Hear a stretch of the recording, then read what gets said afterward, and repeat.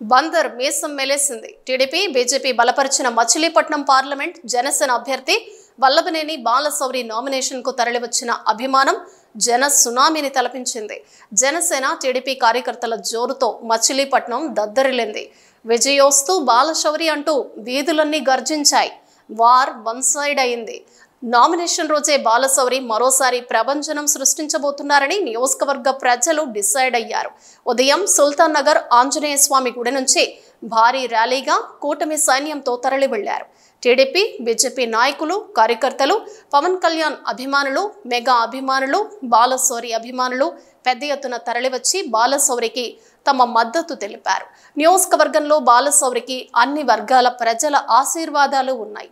గత 5 ఏళ్లలో ఆయన నియోజకవర్గంలో చేపట్టిన అభివృద్ధి కార్యక్రమాలే ఆయనకు ప్లస్ పాయింట్ గా మారాయి. ఆయన కార్యక్రమాలకు, రోడ్ షోలకు అపూర్వమైన స్పందన వస్తోంది. ఆయన ప్రచారం ముందు వైసీపీ అభ్యర్థి ప్రచారం వెలవెలబోతోంది. రోజు రోజుకు జనసేనకు పెరుగుతున్న ఆదరణను చూస్తుంటే ఈ ఎన్నికల్లో ఆయన అపూర్వమైన మెజారిటీతో విజయం సాధించేలా కనిపిస్తోంది. మచిలీపట్నంలో సుల్తాన్ నగర్ ఆంజనేయ స్వామి గుడి దగ్గర నుంచి నేను పార్లమెంటు సభ్యుడిగా పోటీ చేస్తున్నటువంటి నేను, అలాగే కొల్లి రవీంద్ర గారు, పెద్దల నారాయణ గారు అందరం కలిసి ఆంజనేయ స్వామి గుడిలో పూజలు చేసుకొని ప్రజలందరి యొక్క ఆశీర్వాదం దీవెనలు మాకు కావాలని చెప్పి ఆ భగవంతుడిని కోరుకుంటాం. ఆ భగవంతుడి యొక్క ఆశీస్సులు కూడా మాకు కావాలని కోరుకుంటాం.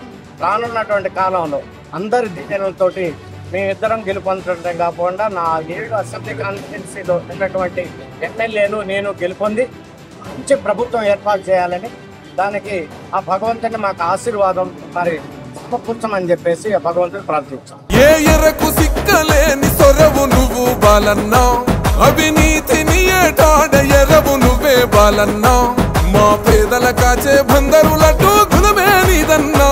ఓహో టక్కర టక్కర టక్కరటం కొట్టరను రిధం, జనసేన జెండా ఎత్తిండో బాలన్నో ఏకుదం. టక్కర టక్కర టక్కరటం కొట్టరను రిధం, జై బాలశౌర్యన్న